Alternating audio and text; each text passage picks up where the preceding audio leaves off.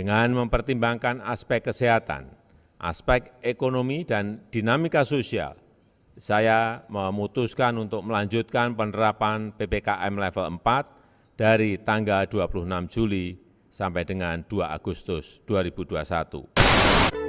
Assalamualaikum warahmatullahi wabarakatuh. Perkenalkan, kami dari kelompok 20 akan memberikan tanggapan mengenai pandemi fatigue syndrome. Sebelumnya, izinkan kami memperkenalkan diri dulu. Perkenalkan, nama saya Tosari Anggraini, biasa dipanggil Sari, asal dari Kalimantan Tengah.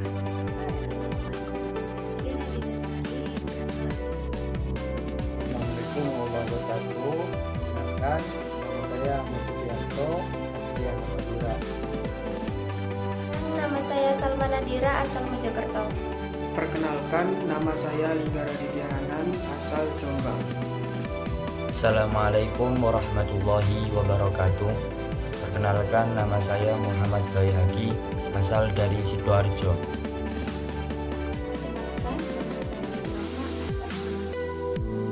Assalamualaikum warahmatullahi wabarakatuh. Perkenalkan, nama saya Zaratul Ahadiyah, asal dari Malang.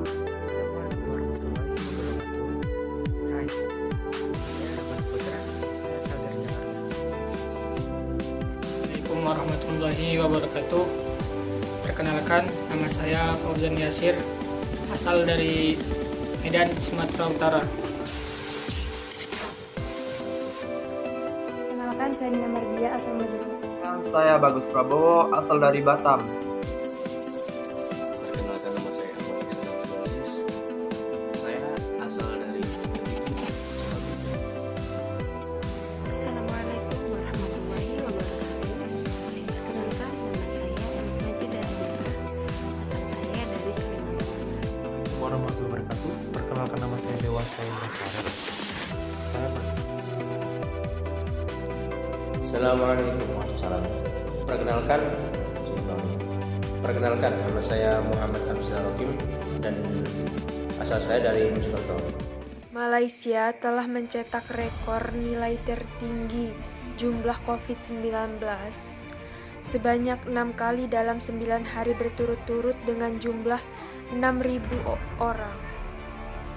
Sebenarnya lonjakan yang terjadi di Malaysia sudah terjadi pada awal April 2021. Dikutip dari The Star, menurut Jenderal Malaysia, salah satu penyebab lonjakan ini adalah karena pandemic fatigue syndrome. Menurut sosiolog Indonesia, gelombang kelelahan pandemik ini sudah sampai di Indonesia loh. Pandemi COVID-19 yang berkepanjangan membuat banyak orang merasakan kelelahan secara psikologis. Kelelahan psikologis ini disebut sebagai kelelahan pandemi atau pandemic fatigue syndrome. Menurut sebuah penelitian yang dilakukan di antara penduduk Istanbul, sekitar 64,1% peserta ditemukan dengan kelelahan psikologis sebagai masalah kesehatan mental utama akibat efek pandemi COVID-19. Di berbagai negara, peningkatan jumlah orang yang tidak mengikuti rekomendasi protokol kesehatan tidak lagi tertarik untuk mendapatkan informasi tentang pandemi dan berpandang bahwa mereka punya risiko yang rendah terhadap COVID-19.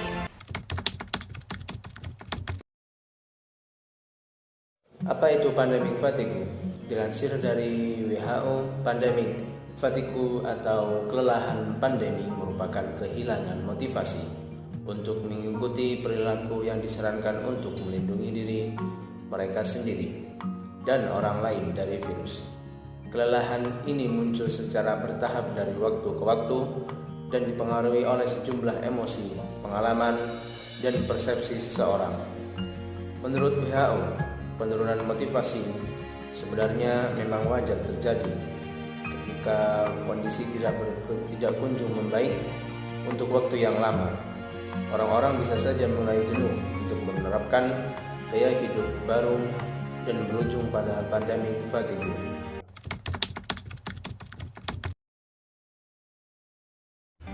Mengapa seseorang bisa mengalami pandemic fatigue? Pertama, seseorang bisa saja tidak lagi merasa terancam akan virus tersebut akibat terbiasa dengan keberadaan virus tersebut. Orang tidak lagi takut meski disuguhi data, resiko, dan banyaknya jumlah kasus akibat infeksi virus tersebut.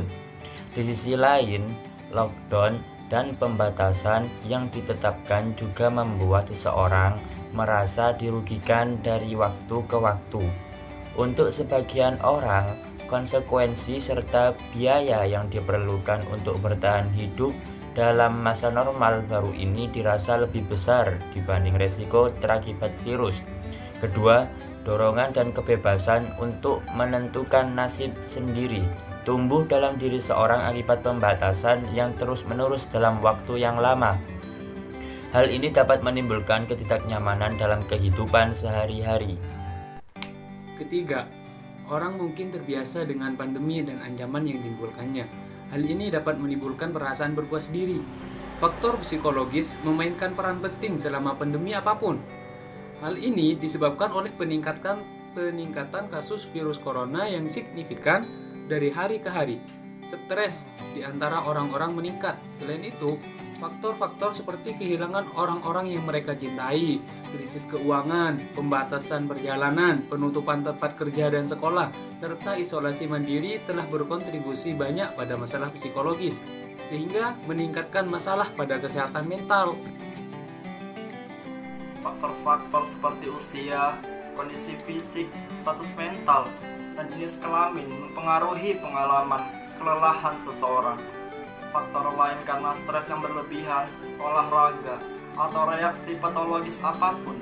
Kondisi seperti ini, gerakan fisik yang dibatasi, lockdown isolasi diri, dan isolasi sosial yang berdampak negatif terhadap mental seseorang yang menyebabkan kelelahan.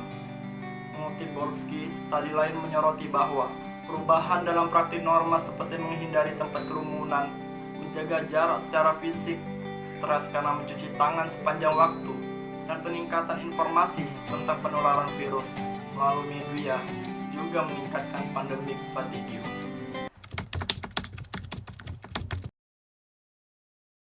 Pandemic fatigue dapat dialami oleh siapapun, dan ciri-ciri tiap orang pun berbeda.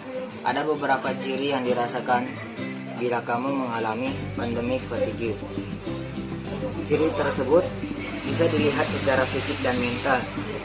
Maksud dari mental adalah hal yang mendasar bagi kemampuan manusia untuk berpikir, berkembang, berekspresi, berinteraksi, mencari nafkah, serta menikmati hidup. Sedangkan yang dimaksud dengan fisik ialah keadaan baik, artinya bebas dari sakit seluruh badan dan bagian-bagiannya. Pada saat kelelahan mental, seseorang merasa lebih sulit untuk berkonsentrasi pada banyak hal. Orang tersebut mungkin merasa mengantuk. Kesulitan untuk tetap terjaga pada saat bekerja juga kondisi yang menggambarkan kelelahan mental. Beberapa yang seringkali muncul di antaranya perasaan gelisah, mood berubah secara cepat, kurang motivasi, dan sulit untuk berkonsentrasi. Kamu juga mulai mengabaikan protokol kesehatan karena melihat orang lain melakukan hal yang serupa. Sedangkan pada kelelahan fisik, seseorang merasa sulit secara fisik untuk melakukan hal-hal yang biasa dilakukan. Misalnya, naik tangga. Kondisi ini termasuk otot lemah. Diagnosis nantinya mungkin melibatkan tes kekuatan. Sementara dari segi fisik maupun apabila kamu mengalami pandemic fatigue, kamu akan merasa tubuhmu sangat lelah meskipun kegiatanmu sangat sedikit. Kamu juga selalu merasa lesu dan tidak bersemangat melakukan apapun dan hanya ingin rebahan saja. Selain itu, waspadai pandemic fatigue jika kamu mengalami perubahan konsumsi makanan atau pola tidurmu, misalnya menjadi lebih sedikit atau justru menjadi lebih banyak dari biasanya.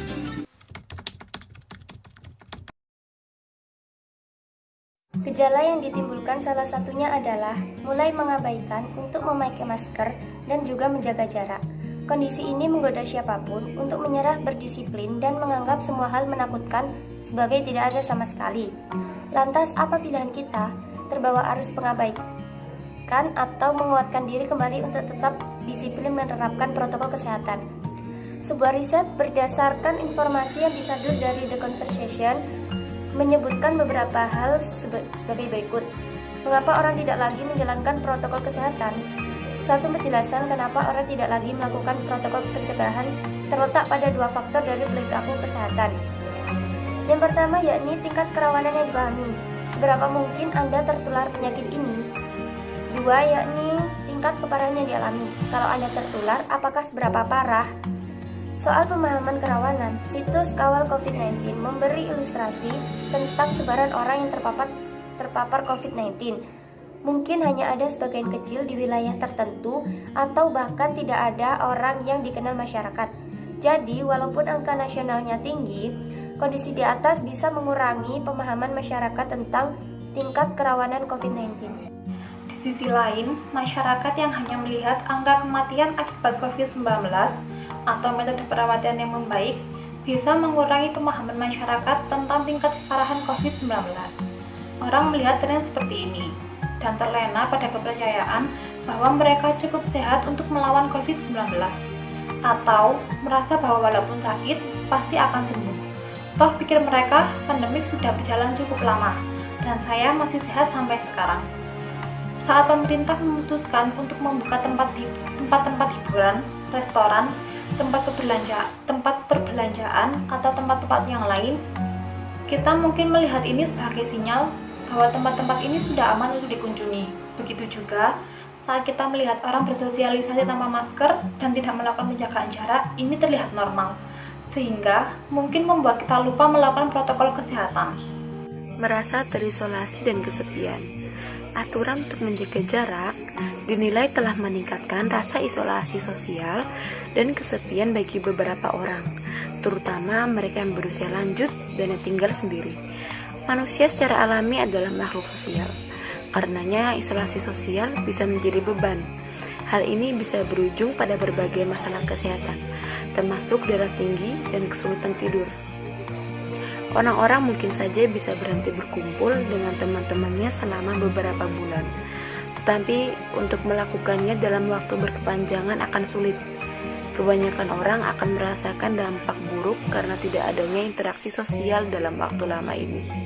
Kunci untuk menjaga kondisi mental adalah menyeimbangkan antara penjagaan jarak fisik dengan koneksi sosial, tegas situs ini.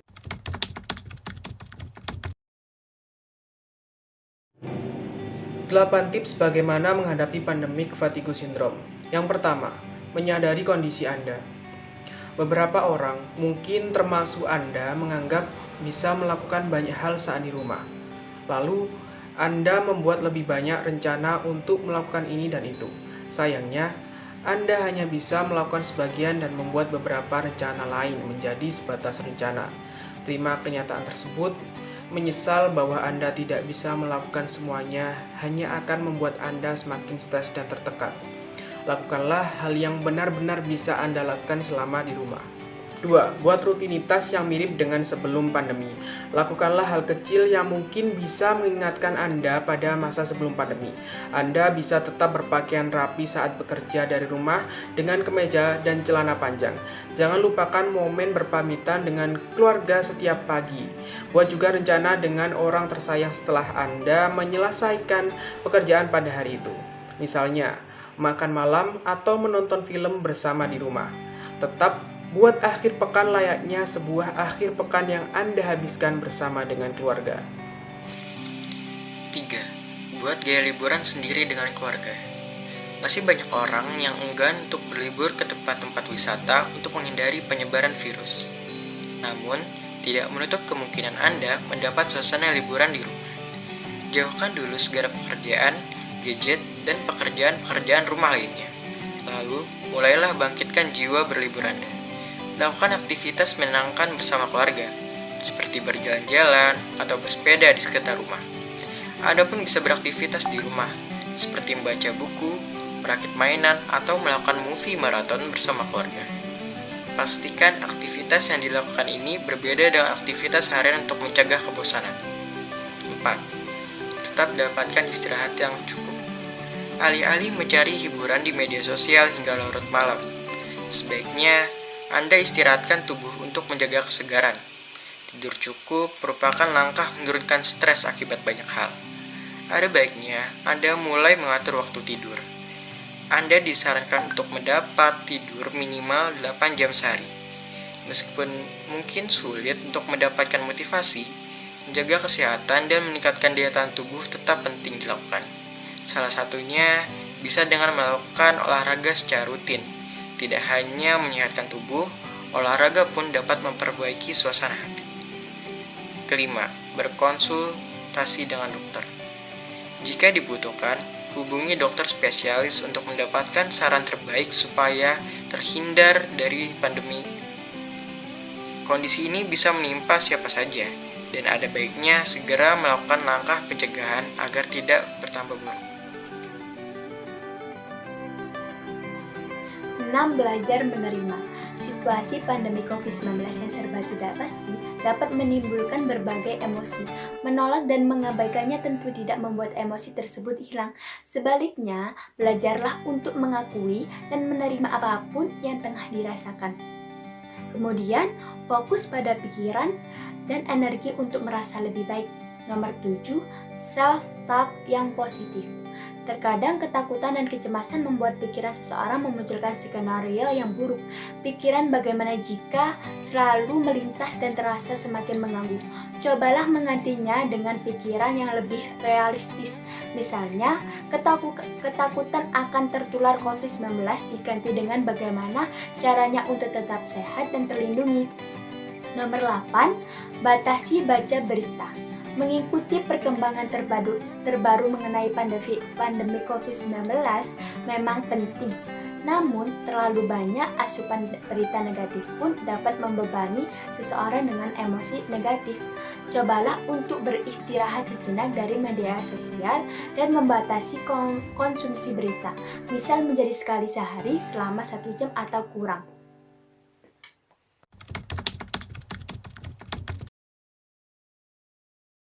Jadi di sini saya akan menanggapi tentang pandemi fatigue syndrome ini.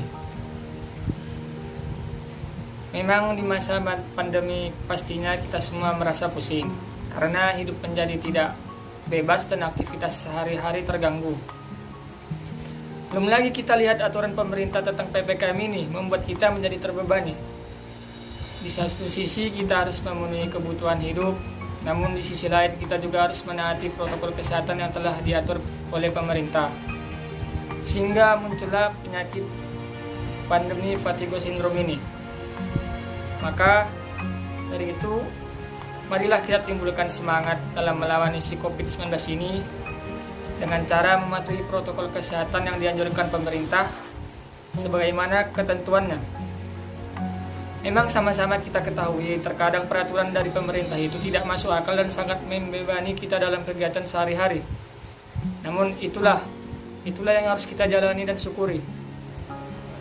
Maka dari itu marilah kita selalu berpikir positif dan tetap menaati protokol kesehatan. Di sini saya akan memberikan tanggapan tentang pandemic fatigue syndrome. Pandemic fatigue syndrome atau kelelahan atau kebosanan pandemi bisa saja dialami oleh semua orang tanpa terkecuali. Tanggapan saya mengenai pandemic fatigue syndrome yaitu tentang new normal. New normal kan banyak dari kita yang kehilangan pekerjaan, kehilangan kesempatan untuk keluar, juga susah cari kerjaan dan harus stay di rumah terus kan.